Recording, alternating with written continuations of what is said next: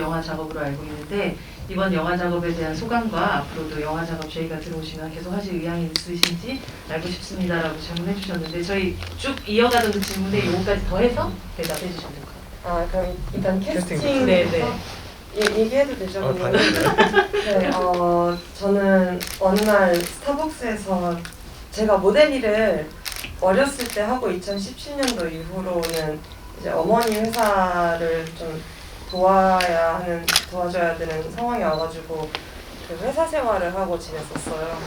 그래서 그렇게 지내다가 이제 어느 날 모르는 번호에서 전화가 와가지고 그때 제가 전체적으로 뭔가 캐스팅 과정이 피라미드나 뭐 이런 쪽으로 보이지. 영화 제가 저는 만만치 않은데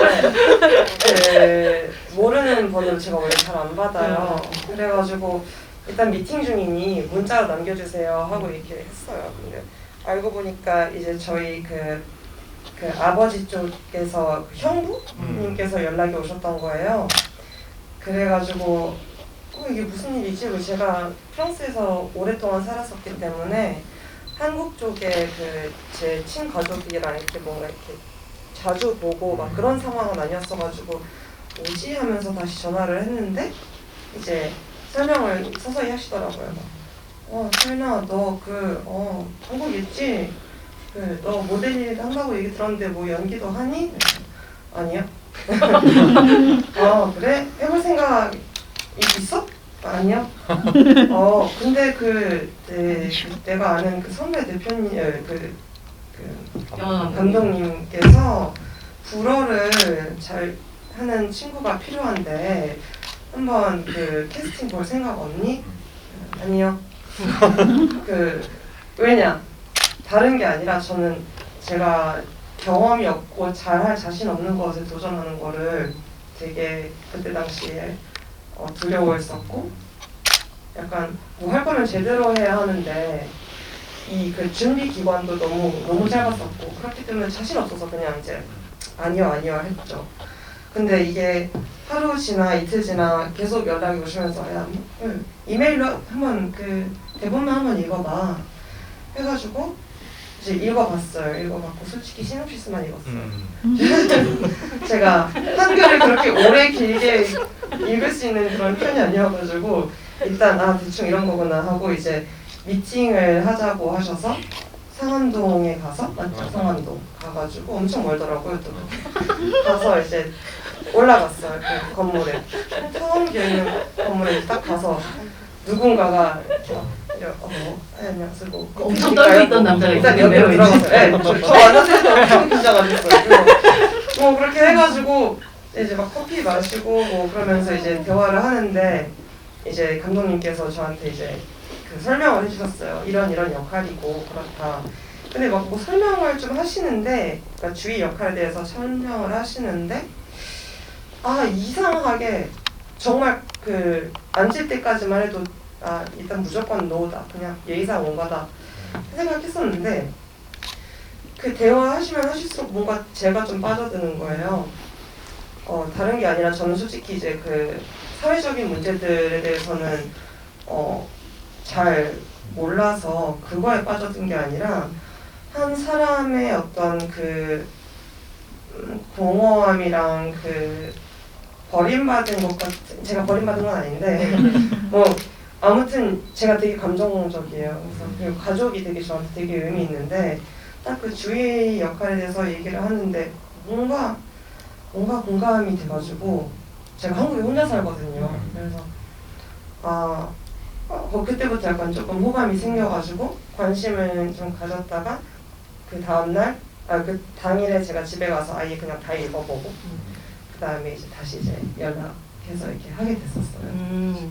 아까 이 질문처럼 또 앞으로도 이제 영화 이 작업을 한번 해보시고 나니 영화 작업이 또 저희가 들어온다면 또 계속 하실 제가 뭐 들어올지는 모르겠지만 만약에 들어오고 제가 잘할 자신 있다면은 이번엔 한국말로 한번 도전을 해볼지. 왜 한국말 너무 잘하시는데 지도를 주위에서 이세현 배우 자꾸 소개시켜달라는 감독님들이 너무 많은데 와 정말? 나 다 처음 듣는 얘긴데? 지금 차단하고 있었거든요. 네. 왜요? 알겠습니다. 이 피라미드를 못 벗어나게 하려고 하는 거예요, 지금. 잘한다 그랬어. 아, 그럼 한국어로도 충분히. 아 이게 네. 지금 제가 옛날에는 들어가서 안 한다고 했었거든요. 아, 근데 솔직히 말씀드리자면은 요즘에 이제 어쨌든 이 코로나 19 상황 때문에 저도 되게 한가해졌어요. 예전만큼 바쁘지가 않아요. 회사가 일단 자택근무를 해야 하고 또 사무실도 엄청 멀리 아무튼 이건 제 개인적인 건데 옛날에는 되게 마음의 여유가 없었고 일이 많아가지고 스트레스 받고 뭔가 멀티를 할 그런 마음이 없었는데 요즘에는 넷플릭스만 보고 있으니까 네. 왠지 저 넷플릭스의 주인공이 한번 되고 마음이 싶다. 무조건 행해지면서 맞아요. 오한희 배우님께서 마이크를 잡기까지 진짜 긴 시간이 걸렸네요. 그 말이 너무 하고 싶구나. 아니구나. 우리 처음부터 했던 그 첫 질문에 대한 대답을 좀 질문이요? 들어보도록 아, 합시다. 네. 네. 캐스팅과 또 이 캐스팅. 시나리오를 보고 나서 네네. 가장 또 마음을 흔들었던 부분. 짧게가 될 것 같은. 아닙니다. 아니요, 아닙니다. 저는- 너무 재밌었어요. 아니에요. 저는 네. 저는 이제 저도 장준이 오빠죠. 준이 오빠가 준이 오빠랑 이제 한국영화 아카데미 단편 영화를 해서 인연이 있었는데 제가 그때 디바라는 영화를 찍고 있을 때 연락이 와서 이제 시나리오를 주셨어요. 솔직히 말해서 한마디로 말하면 그냥 독립 장편 주연 영화로 오디션도 없이 제의가 들어온 건 처음이었고 너무 하고 싶었죠. 일단은 첫 번째로는 제가 이런 어떤 긴 호흡을 주연으로서 끌어가 본 적이 없었고 계속 이렇게 드라마, 영화 계속 사실 좀 바쁜 시기였는데 갈증이 좀 있었던 것 같아요. 이제 계속 잠깐 이렇게 호흡을 하는 것도 물론 어렵지만 저도 욕심이 있잖아요. 주인공도 해보고 싶고. 근데 이렇게 나한테 아까 오면서 메일을 읽어봤다 그랬잖아요. 메일 읽어봤는데 준이 오빠가 저한테 존댓말로 보내놨더라고요. 한희 씨 여주인공 한나 보면 돼요. 이렇게 했는데 사실 여주인공이라는 게 굉장히 달콤한 얘기고 그래서 거절할 수 없는. 거절할 수 없는 제안. 정말 거절할 수 있는 제안이 아니던데요? 라는 한나 말처럼 정말로 거절할 수 있는 제안 아니었고 근데 이제 두 번째로는 이제 회사에 설득을 조금 했어야 됐던 부분이 있었어요. 저는 그때 했던 얘기들을 조금 해드리면 혜성이랑 좀 비슷한 부분인 것 같아요. 제가 몰랐던 이슈들을 시나리오 상에서 읽었고 이거를 제가 아니더라도 꼭 알았으면 좋겠는데 하면 제가 있으면 좋겠다. 이런 얘기들로도 회사에 설득을 했고 또 영어를 좀 쓰잖아요. 네. 근데 회사에서도 제가 필모를 쌓을 때 영어 연기 한 게 하나라도 있으면 도움되지 않을까요? 하면서 설득을 했던 것 같아요. 그래서 조금 사실 디바 다음에도 그때 막 드라마 또 찍을 게 있었는데 제가 막 때를 좀 썼어요. 네. 네. 그래서 아무튼 첫 번째 이유는 지원 한번 해보고 싶었다. 그런 이유였습니다. 아니 저렇게 귀엽게 말씀하셨지만 배우가 자기 안에 그 서사를 전체적으로 가지고 끌고 가는 역할을 한 작품에서 하고 싶다는 마음이라는 건 웃을 수 없는 부분이라고 생각이 들어요. 그리고 그런 기회가 왔었을 때 또 행복하게 잡았던 그런 이야기이지 않았을까 싶기도 하고요. 은혜성 배우가 연기하는 민규 같은 경우는 분명 캐릭터적으로 봤을 때 되게 불안하고 분주하고 그래야 되는 그 청춘인데 이 배우가 맡으면서 되게 기본적으로 좀 약간 묘한 나른함 같은 거와 안정감 같은 게 있어서 사실은 조금 더 이 캐릭터를 더 불안하게 만들 요소를 배우 자체가 본연이 안 가지고 있는 부분이 있어서 사실 더한 도전이기도 했을 것 같아요. 그렇기 때문에 오히려 이 청춘 자체를 그냥 만들어진 불안한 청춘이 아니라 사실 더욱더 주변에 있는 사람처럼 느껴지게끔 만들었던 것 같아요. 감독님이 이제 캐스팅을 하실 때 보면 이제 배우님도 스스로 또 그 부분에 대한 걱정 혹은 원래 저는 이제 은혜성 배우님 오늘 처음 사실은 뵙긴 했지만 이제 우리가 흔히 말하는 클리셰 같은 형태의 뭔가 되게 불안하고 사실은 그런 눈빛에서부터가 이미 막 불안하게 보이는 그런 청춘으로 사실 민규를 해석하지 않았던 이유들을 좀 듣고 싶기도 했거든요. 네. 감독님 좀 간단히 또 얘기해 주시죠. 그것도 저 조금 얘기하고 혜진이 네. 넘기면 될 것 같은데 그 불안한 청춘이라고 해서 그 친구들이 겪는 뭐랄까요 그 불안함이나 어떤 그런 정서를 보여주는 게 아니라 분명히 열심히 살고 있어요. 네. 불안한 것도 불안한 거지만 분명히 혜성이도 그렇고 저도 혜성이 나이 때 분명히 그랬고 그래서 환경이나 상황이 불안한 거는 그게 불안한 거지 그 캐릭터 내가 사는 그 삶 자체가 불안한 건 아니거든요. 왜냐면 열심히 살고 있으니까. 그래서 일단 그거를 보여주고 싶었고 그리고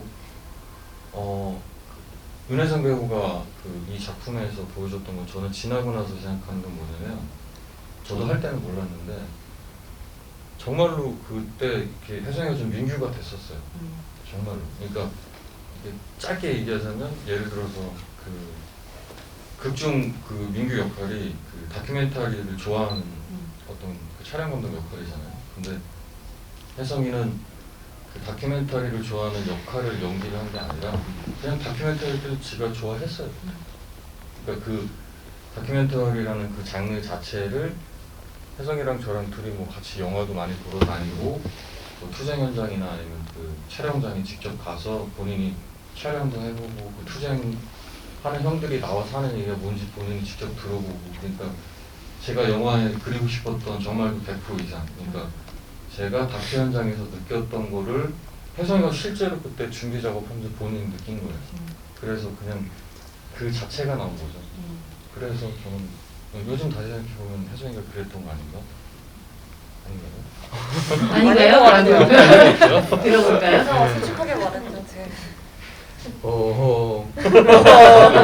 관객들은 어떻게 보셨을지 모르겠지만 뭐 정말 그 민규라는 캐릭터가 상황으로서는 불안한 요소들이 많은 것 같아요. 뭐 잘 들리세요? 지금?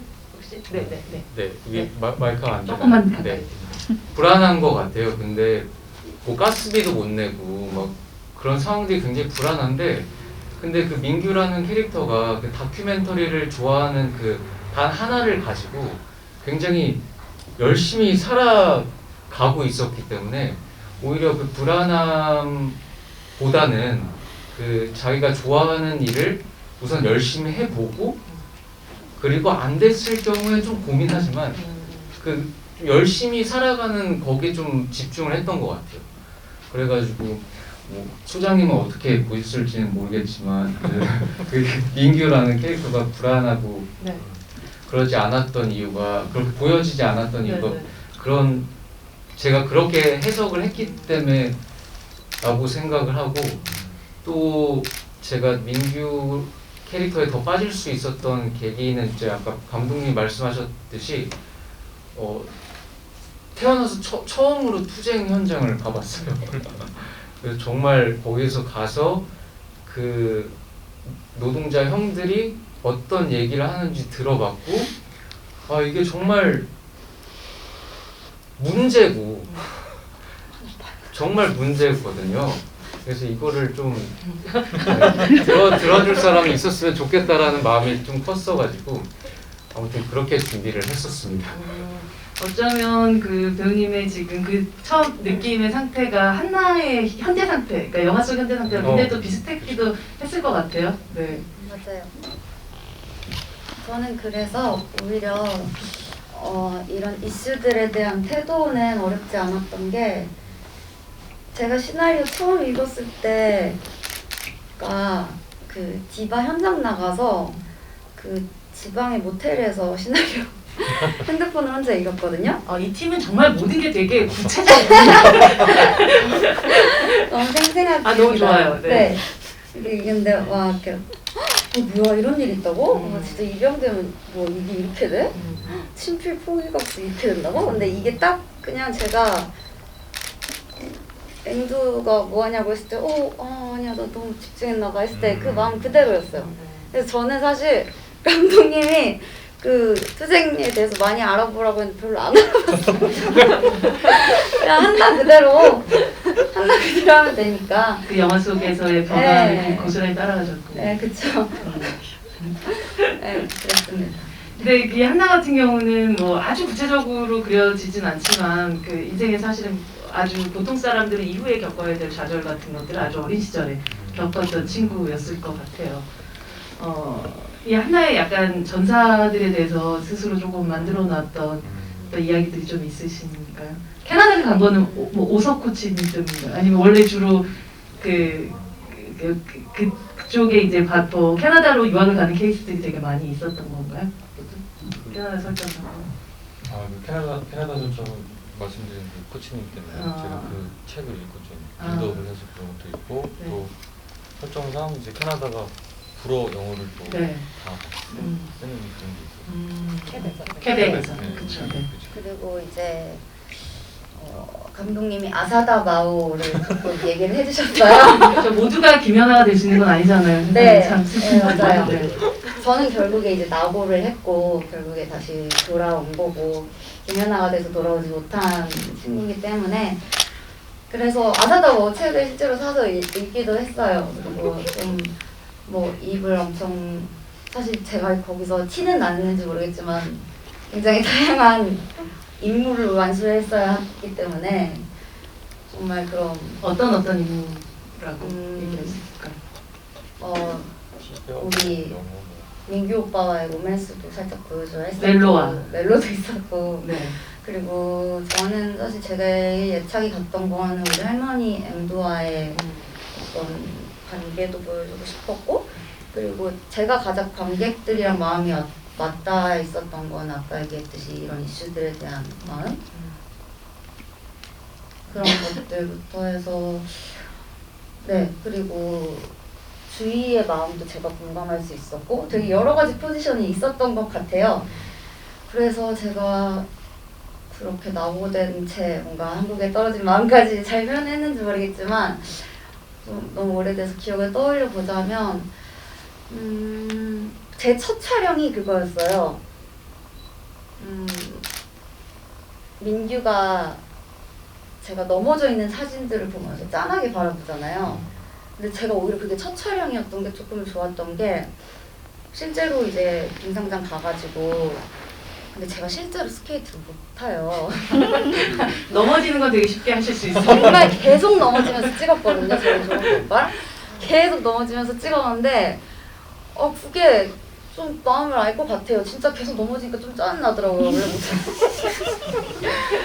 너무 축구 힘들었었거든요. 제가 그날 촬영 끝나고 그래서 잘 담긴 것 같아요. 그 사진들. 그래서 아직 어린 나이임에도 그래서 도움이 많이 됐어요. 제가 연기할 때 너무 아파 보여가지고 실제 아마 표정 그때 접촉 사고 나가지고 약간 그랬잖아요. 네, 맞아요. 제가 그때 또 지금 너무 옛날 기억이 이제 나는데 진짜 TMI 풍년이에요. 네, TMI 죄송합니다. 네.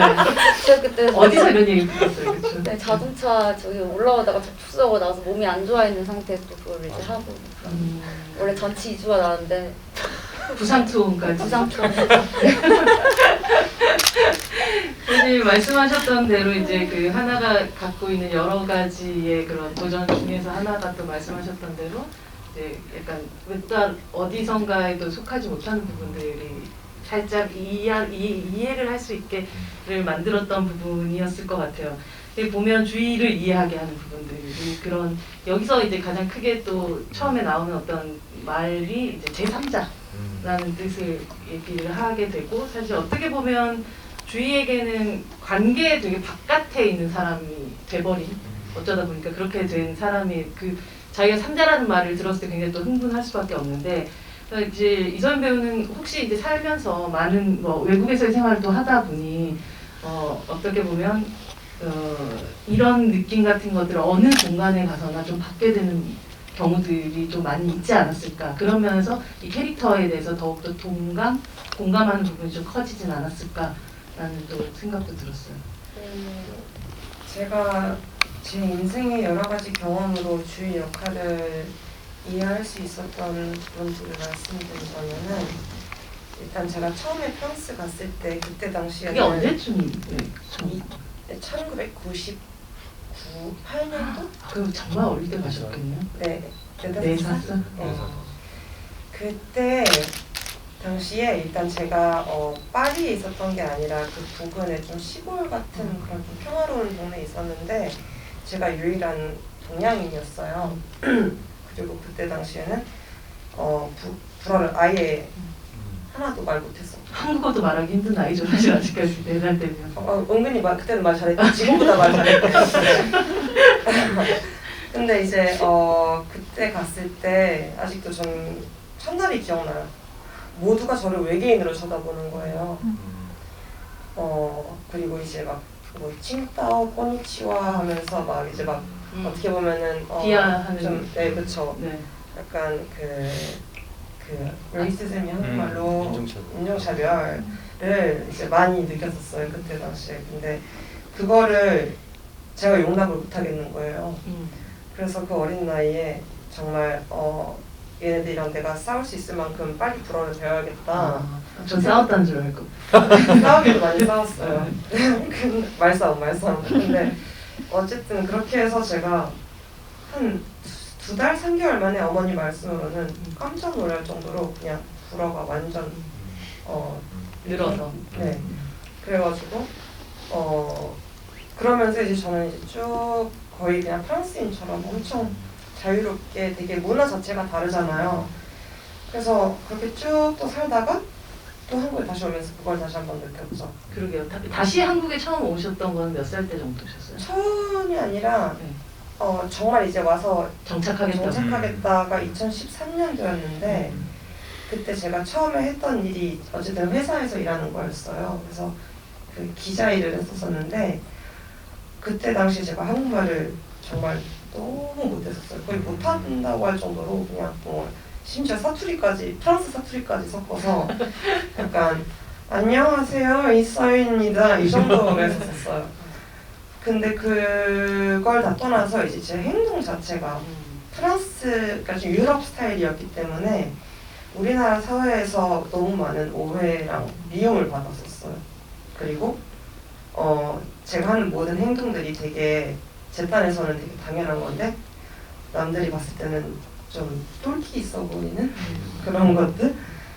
그러면서 그때도 다시 한번 이제 그걸 느꼈죠. 내가 되게 외계인 같고 이 사람들에겐 환영받지 못하고 그리고 내 앞에서는 웃는데 뒤에서는 이렇게 안 좋은 얘기 하는 거 보니 나에게 무슨 문제가 있나 약간 이런 정도로 생각을 깊게 했었어요. 그래서 그거는 이제 약간 제3자 취급, 제가 말이 좀 많거든요. 생긴 거는 되게 안 그럴 것 같은데 말 되게 많아요. 근데 뭐 아무튼 그건 이제 약간 그 제3자의 취급을 약간 받은 느낌을 설명해드리는 거고 빨리빨리 할게요. 그리고 그 주위에 그 15분? 맞네. 네 여기까지 해야 될 것 같아요.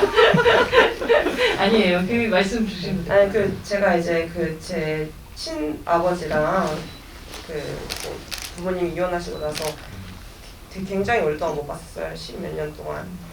근데 그 자리를 채워주려고 평생 노력해주신 제 제2의 아버지가 계셨었는데 그분이 제가 17살 때 돌아가셨었어요.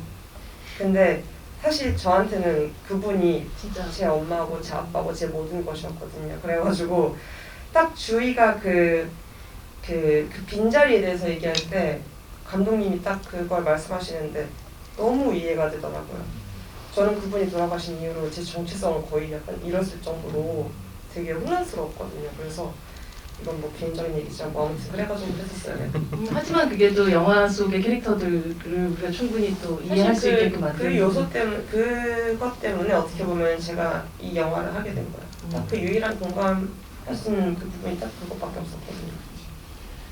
김진아 배우님 같은 경우는 여기 태인이 같은 경우는 되게 굉장히 쉽게 흥분하는 사람이잖아요.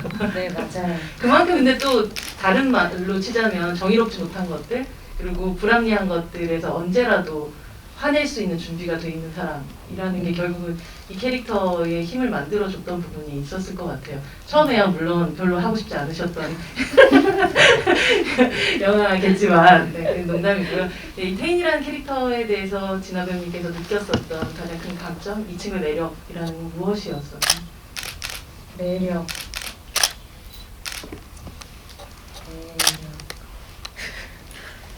큰 매력, 소장님 방금 말씀하신 하셨던 그 부분이 저도 제일 큰 매력인 것 같은데요.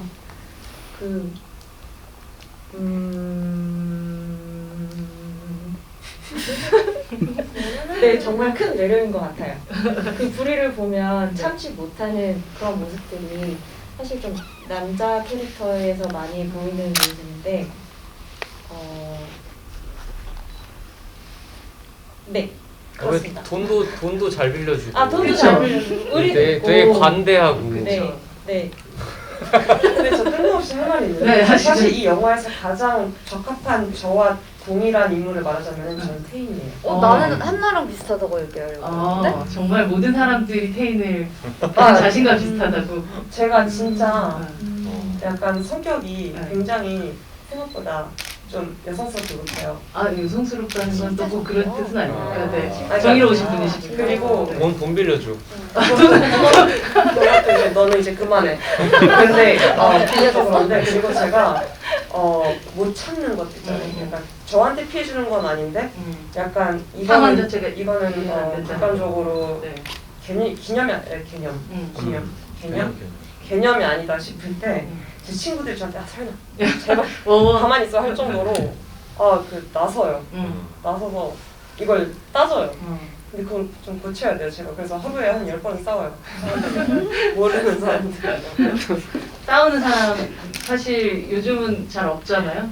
웬만하면 평화롭게 지내는 게 선 같고 되도록이면 문제 분란을 안 만들고 그리고 내일이 꼭 아닌 이상은 끼어들지 않기 이렇게 많이들 생각하지만 사실 그렇게 모두들 산다면 이 영화 속에 많은 활동을 하는 젊은이들 같은 사람은 세상에 없겠죠? 네. 그런 면에서 정말 태희는 누군가 봤을 때 되게 다혈질에 누군가 봤을 때 굉장히 호구인 부분들도 분명히 있을 텐데 실제로 보면 가장 매력적인 친구일 것 같다는 생각을 하면서 저는 봤고 그 부분을 진아 배우님께서 굉장히 잘 표현해 주셨다는 생각을 했습니다. 정말. 네. 질문을 또 주셨는데 감독님께 질문 드려요. 썬레이님께서 주희와 주희 어머니가 처음 만나는 장면을 의도적으로 배제시키셨는데요. 어떤 연출을 도우셨는지 궁금합니다. 그러니까 의도적으로 배제를 했는데요. 이제 제가 그 주희 캐릭터를 제가 만든 게 아니라 사실은 제가 인터뷰했던 분들 그리고 실제 제 해외 입양의 지인분들 그리고 뿌에이지도 거기서도 자료를 많이 얻었고 그래서 레퍼런스나 인터뷰 같은 거를 굉장히 많이 하면서 느꼈던 게 뭐냐면 해외 입양인 분들이 한국에 돌아오고 친생부모를 찾으려고 하는 이유가 사실은 너무 당연한 거잖아요. 뭐 이유라고 할 것도 없이 당연히 자기 친생부모 만나려고 하는 원초적인 욕망은 너무 당연한 건데 제가 영화상에 표현하고 싶은 거는 엄마랑 둘이 만나서 얼싸안고 울고 그 장면 있고 없고 사실은 그렇게 중요하진 않아요. 중요하진 않은데 이제 이 친구가 갖고 있는 어떤 그 외로움이 어떤 방식으로 풀릴까 그리고 그걸 어떻게 표현하면 좋을까 생각했을 때 마치 주희한테 생긴 가장 친한 친구한테 자신의 신경이 어떻게 변했다라고 말하는 그 나레이션을 저는 더 이렇게 영화상에 더 중요하게 생각을 해서 그래서 엄마랑 만나는 장면 물론 있죠. 근데 그런 어떤 울음으로 다 그거 해소시키는 게 아니라 이 친구가 갖고 있었던 본인 그 자아에 대한 어떤 생각들이 바뀐 거. 그러니까 정말 별거 아닌데 자기의 근본이라고 생각했던 게 사실은 혼자 있는 세상이었잖아요. 네. 근데 그게 아니었고 사실. 엄마랑 나는 엄마한테 사랑받았던 사람이구나라는 거 그거 확인하는 거예요. 사실. 그리고 실제로도 해외 입양인 분들이 한국에 들어오는 이유가 친생부모를 찾고 안 찾고는 물론 중요해요. 그리고 찾으면 좋긴 한데 정말로 근본적인 이유는 내가 사랑받았다라는 걸 확인받으려는 어떤 자기 확인인 거거든요. 그래서 그 부분에 저는 조금 더 중점을 두고 연출만요.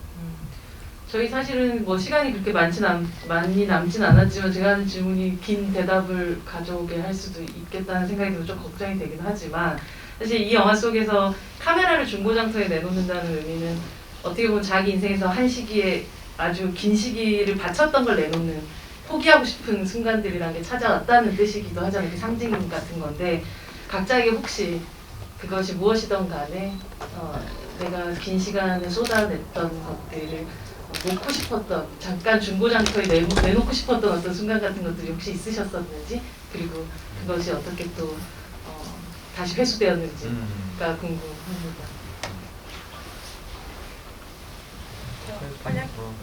저는 지금 심장이요. 심장이요? 뭐라고? 네. 심장? 심장? 제가 너무 한 번 사랑하면은 연애하면서 너무 깊게 빠져가지고 이걸 한 두세 번 하다가 지쳐버려서 심장을 던져버리고 싶었어요. 이제 더 이상 연애하지 않으리, 누굴 사랑하지 않으리라는 마음. 네, 쉬고 싶었어요. 네, 어떻게 회복됐냐면 그냥 아무도 안 만나니까 충전되더라고요. 근데 맨날 남자친구 소개시켜달라고 그러잖아. 왜냐면 이게 충전이 됐거든. 다시 회수된 다시 심장. 회복된 것까지 네, 얘기하면 회복된 회복이 심장. 됐다고요. 아, 다행입니다. 모든 과정을 레이저 풀어드리겠어. 네, 그러니까요. 이 영화를 통해서 사랑을 얻었네요. 너 네. 다음 시비 때 나도 한마디 날릴게. 아예 들어가야지. 아예 너도 할래? 너 하세요. 아 너 하세요? 네, 할게요. 아 저는 길게 해야지. 저는 관계 가나다에 있는 우리는 우리 영화를 찍고 저희 2년 가까이를 연기를 쉬었어요. 안 했어요. 연기 진짜 그만두려고 그랬었는데 그때 배우연구소 박정민 배우님 편도 봤어요. 그때 박정민 배우님도 네. 비행기표 티켓을 예매 누르기 전까지 갔다고 하셨잖아요. 동주 캐스팅 전에 네. 외국 학원 이미 등록해놓고. 네, 이미 연기 네. 그만두고 그때 네. 백은하 소장님이 하셨던 질문이 아니 이 영화 찍고 이 영화를 찍었는데 연기를 그만두려고 하셨다고요? 이렇게 질문하셨을 네. 때 그때 박정민 배우님 답변이 정말 저도 공감이 됐어요. 아 누구나 자기 욕심이 있는 거잖아요 하셨고 근데 저도 지금 돌아보면은 욕심도 있었던 것 같고 좀 어떻게 보면 슬럼프라는 말 꺼내기는 아직 조금 더 겸손해야 되는 것 같긴 한데 제가 좀 그때 너무 혼란스러웠어요. 되게 쉬지 않고 작품을 계속 하면서 지금 굉장히 반성하는 부분 중에 하나가 제 작품을 제가 모니터링 잘 안 했어요. 제가 좀 그냥 취해 있었던 것 같아요. 좀 돌아보면서 이 부분을 고쳐야겠다 하면서 쉬어가면서 좀 했었어야 되는데 좀 몰아쳤던 것 같아요. 그래서 아 진짜 안 해야겠다 하고 그냥 에랑 모르겠다 하고 이제 지금 회사도 없는데 소속사도 이제 들어가지 않고 그냥 쭉 쉬어버렸거든요. 마음이 편하더라고요. 그냥 쉬면서 아무것도 안 했어요. 그래서 안 하게 될 줄 알았어요, 진짜로. 근데 이제는 그렇게 오히려 쉬니까 좀 지금 다 설명할 수 없는데 보이더라고요. 뭔가 내가 왜 그랬는지 제가 쉬면서 편집도 해보고 뭔가 막 스크립트도 해보고 저희 친오빠 밑에서 막 친오빠 연출을 하는데 친오빠 밑에서 일하면서 시도 쓰시던데. 네, 알고 계시네요. 감사합니다. 네, 시도 쓰고 하면서 그냥 좀 이렇게 카메라 앞에서만 서보다가 뒤에서 이렇게 모니터에서 보면서 좀 조금 생각이 바뀌면서 조금 내려놔진 것 같아요. 네, 그래서 지금은 회복된 상태입니다. 또 그 끝에 이렇게 또 좋은 영화를 또 만날 수 네. 됐었네요. 그리고 이 영화를 통해서 이 영화가 개봉되면서 조금 다시 네, 관객분들 만나면서 자존감도 많이 회복된 것 같습니다. 네. 그러면 같은 질문을. 네.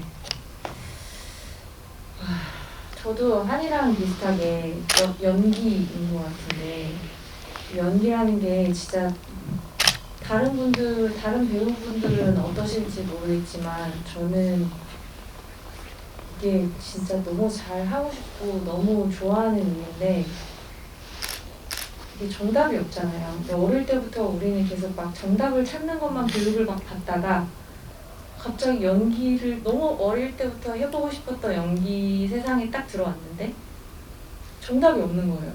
그리고 내가 좋다고 해도 관객이 싫거나 감독이 싫으면 그건 또 오답이 되는 거고 근데 그런 게 저를 너무 괴롭히더라고요. 그래서 너무 좋아하지만 이 길이 내 길이 아닌가 그런 생각은 했었던 것 같아요. 근데 성격이 그렇게 막 포기해야지 막 힘들다 이런 생각을 하는 성격은 또 아니어가지고 그냥 이게 뭘까 계속 고민하고 있는 단계인 것 같아요. 약간 당근마켓에 내놓기보다는 일단 가지고 보면서 이걸 어디다가 쓸 건가 이렇게 좀 보시는 네, 성격이신 네, 거군요. 네. 그래서 진짜 더 잘 하고 싶어서 매번 좀 너무 고통스럽고 스트레스도 많이 받고 또 할 때가 또 제일 재밌고 근데 뭐 되게 민규 대사 같네요. 저는 민규 대사를 그래서 제가 약간 성향이 조금 민규에 더 가까운 서로는 주고 서로 연기하는 것과 워너비가 다르니. 네, 그래서 저는 사실 태인이가 좀 무서웠거든요. 그래서 민규 대사 중에 좋아하는 대사 너무 많고 잘 하고 싶어요. 네. 이 영화가 사실은 또 어떤 면으로 연기를 한 배우에게서 또 위안을 주는 영화가 되기도 했을 것 같다. 네 맞아요. 그래서 진짜로 너무 많이 배웠고 제가 이 가나다를 찍기 전과 후로 저의 연기 생활을 좀 나눌 정도로 너무 많은 것들을 배우고 반성하고 좀 해서 감독님한테도 너무 감사드리는 게 많죠. 이 민규 얘기도 좀 들어봐야 되겠네요. 아, 네. 저도 생각을 해보다가 저도 연기였던 것 같아요. 제가 연극을 되게 좋아해가지고 연극을 막 하고 있는데 매 연극을 무대에 올라갈 때마다 이거 진짜 이제 안 해. 이제 안 해. 이번 작품이 마지막이다. 맨날 이러거든요. 근데도 계속 또 연극을 하고 그래서 저도 이 연기인 것 같아요. 제가 왜 자꾸 그렇게 연극을 좋아해서 했는데 또 그렇게 맨날 주변 사람들한테 나 이제 마지막이야. 이번 작품이 마지막이야. 맨날 그런 얘기를 막 하거든요. 진짜 마지막인 사람들은 말도 안 하고 그만두더라고요. 저는 뭐 주변 사람들한테 그렇게 이제 도움을 구하려고 하는 건지도 모르겠는데 아무튼 항상 제가 이 연극 이거를 이렇게 이 당근마켓에다가 이렇게 올려놓고 그러고 이제 다시 저도 이제 회수해가지고 그러고 있는 것 같습니다. 사업하고 싶다고 하시지 않았어요 최근에? 그럼요. 사업도 이제 나중에 사업에 대해서 저한테 전화해서 약간 비밀이 없어요. 말을 하면 안 돼. 회사 생활 먼저 하셨던 선배님이셔가지고 조언받을 게 많으시네요. 그냥 다 예, 사업도 뭐 나중에 기회가 된다면. 네. 사실 어쩌면 제가 또 이제 거의 마무리 지으면서 해드려야 되는 질문과 또 맞닿아 있는 것 같은데요. 영화 대사 속에 무관심했던 게 가장 잘못했던 것 같다는 대사가 인상적이었어요. 영화 이후에도 감독님, 배우분들이 지속적으로 관심을 가지게 된 이슈가 있는지 궁금합니다라는 질문 주셨고요. 또 이것과 동시에 또 이 영화 이후에 또 앞으로 또 어떠한 작업들이 또 기다리고 있는지 요즘에 어떤 또 관심을 가지고 있는 분야 사업이라든지 뭐 사실 또 어떻게 보면 계획들을 좀 들어보면 좋을 것 같아요. 이 영화는 결국은 가나다에 대한 얘기가 아니라 그 다음에 이어지는 다라, 마화, 뭐에 대한 이야기이기도 하니까 그 다음을 좀 들어보고 싶습니다. 감독님부터 좀 들어볼게요. 참 너무 좋은 적이네요. 그러니까 관심이 없었다는 거 이게 참 저한테도 마음이 와닿는데요. 뭐 저는 계속 뭐 지금 해왔던 것처럼 픽션하고 다큐멘터리 작업 계속 병행하고 있을 거고요. 뭐 안 그래도 그저께도 뭐 다른 또 다큐멘터리 작업 중이라 촬영을 하고 있는 상태인데 그걸 다 떠나서 그냥 제가 한 가지 마지막 홍보 같이 좀 말씀드리고 싶은 게 뭐냐면은 네. 네. 그 영화상의 그 해외 입양인 그 이슈 관련해서 그 영화상에는 중앙 입양원으로 표현이 됐지만 거기가 지금은 아동권리보장원이라는 곳으로 이름이 바뀌었어요. 근데 거기서 무슨 일을 하냐면 해외 입양인 분들이 한국에 들어와서 거기다가 이제 DNA를 등록해 놓으신단 말이죠. 그래서 그 나라에서 국가에서 운영하는 기관이기 때문에 지금은 부모 친부모 측에서 마음만 먹으면 언제든지 찾아줄 수가 있어요. 전화 한 통하고 DNA 샘플만 보내시면 언제든지 찾을 수 있는데 지금 그게 조금 어려운 게 뭐냐면은 사회적인 어떤 뭐랄까요 선입견 그 입양이라는 게 사실은 국가가 저지르는 어떤 국가 폭력에 가까운 건데 그 책임은 지금 그 개인이 지고 있잖아요. 네. 근데 사실 지금 그렇지 않다라는 게 좀 더 많이 알려져서 그 신생 부모님들이 용기를 조금 내주셨으면 좋겠어요. 그 아동권리 과정원에 전화 한 통화만 하시면 찾는데 그렇게 오래 걸리지 않거든요. 시스템도 이미 다 갖춰져 있고 그거 선생님.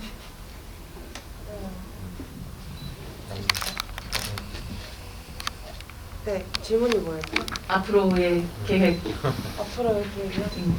음. 여행을 가고 싶어요. 아, 그 모두들 진짜 가고 싶다는 거예요. 저 빨리 코로나 풀려서 프랑스 돌아가고 싶어요. 그래서 제 친구들 보고 우리 엄마 보고 이제 제가 자랐던 동네에서 좀 힐링하고 그게 제 계획인데 이게 또 될지도 모르겠고 캄캄하네요. 아 그리고 제 계획은 다음 집이 때 은혜선 배우님 저도 한번 잡아보겠습니다. 아주 흥미진진한데요. 와서 반전하고 싶네요, 정말. 네. 네, 제 앞으로의 계획은 저는 지금 인디아 블로그라는 연극을 지금 연습 중에 있고 같이 만들어가는 중에 전석구 배우님께서 되게 오래 하셨던 거예요. 네네네, 석구 형이 이제 시즌 1이고 아. 이제 저는 시즌 3로 새로운 팀으로 하는 건데 제가 메인은 아니고요.